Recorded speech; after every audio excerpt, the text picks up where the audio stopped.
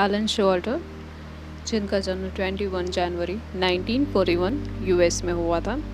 And she is a famous American literary critic, feminist and writer on culture on social issue. तो इनका एक famous एसे है feminist criticism इन wilderness.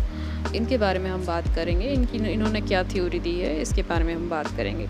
सो ये जो एसे है फेमिनिस्ट क्रिटिसिज्म, ये 1981 में पब्लिश हुआ था और इन्होंने इसे दो डिफरेंट पार्ट में बांटा है। पहला है androcentric, focus on man, and second is gynocentric, concern only with women and feminist criticism.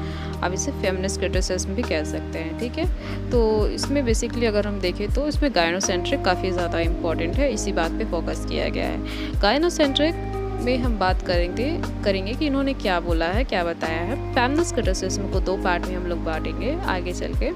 जो इसमें पहला है feminist as a reader on feminist critic and second is feminist as a writer और गाइनो क्रिटिक। तो यहाँ पे हम बात करेंगे उनकी समरी के बारे में कि क्या है इनकी समरी। इसे लेके यहाँ एलन वुमेन के पॉइंट ऑफ व्यू से लिटरेरी क्रिटिसिज्म को देख रही हैं, ठीक है। एलन बताती हैं कि फेमिनिस्ट क्रिटिसिज्म को फीमेल राइटर की तरफ प्रॉब्लम फेस करनी पड़ती है। यहाँ वो मेल और फीमेल इक्वालिटी को आधार बनाकर फेमिनिस्ट क्रिटिसिज्म के साथ भी होने वाले प्रॉब्लम को बताती हैं। एलन के पॉइंट ऑफ व्यू से फेमिनिस्ट क्रिटिसिज्म वाइल्डरनेस की ओर गुजर रहा है। अभी तक जितना भी क्रिटिसिज्म लिखा गया है वो मेल मॉडल्स के ऊपर ही लिखा गया है। तो आगे वो कहती हैं कि उनके हिसाब से फेमिनिस्ट क्रिटिसिज्म जो कि अभी तक कंप्लीट इंडिपेंडेंट मॉडल नहीं बन पाया है, वो ऐसा इसलिए कि जो थियोरेटिकल फ्रेमवर्क होता है वो फेमिनिस्ट क्रिटिसिज्म में अवेलेबल ही नहीं है, उसके लिए वो अवेलेबल ही नहीं है, ठीक है। यहाँ पे अब ये क्वेश्चन बनता है कि क्यों। इसका आंसर एलन देते हुए कहती है कि एक आदमी के द्वारा लिखा गया वर्क एक औरत को रीड करना पड़ता है और इसे कहा जाता है feminist criticism of women as a reader. On the other hand, जब औरत के द्वारा लिखा गया वर्क औरत के द्वारा ही इंटरप्रिटेट किया जाए, उसका टेक्स्ट स्टडी किया जाए, फिर उसका क्रिटिसिज्म किया जाए, तो औरत के द्वारा इसे कहा जाता है feminist criticism of a women as a writer या gyno criticism of women as a writer और गाइनो क्रिटिसिज्म भी कहा जाता है। नाउ गाइनो क्रिटिसिज्म में वुमेन के द्वारा लिखा गया लिटरेचर होता है। इसमें उसकी history, style, theme, genre, structure of writing होता है, इसे स्टडी किया जाता है। एंड गाइनो क्रिटिसिज्म में इसे 4 डिफरेंट टाइप्स ऑफ मॉडल में बांटा गया है। तो आइए हम बात करते हैं ये 4 डिफरेंट टाइप्स ऑफ मॉडल हैं क्या।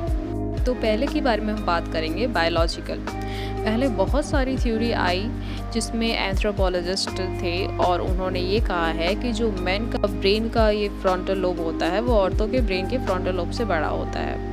और ऐसा है कि फ्रंटल लोब का काम जो होता है वो माइंड में क्रिएटिविटी पैदा करना होता है। इससे यह प्रूव हो जाता है कि मैन की क्रिएटिविटी लेवल जो है वो औरतों से ज़्यादा है। लेकिन एलन शोल्टर कहती है कि औरत ही एक बच्चे को पैदा करती है, उसे इस दुनिया में ले आती है, जन्म देती है, तो ये अपने आप में एक बड़ी क्रिएटिविटी है। अब हम सेकंड के बारे में बात करते हैं, लिंग्विस्टिक।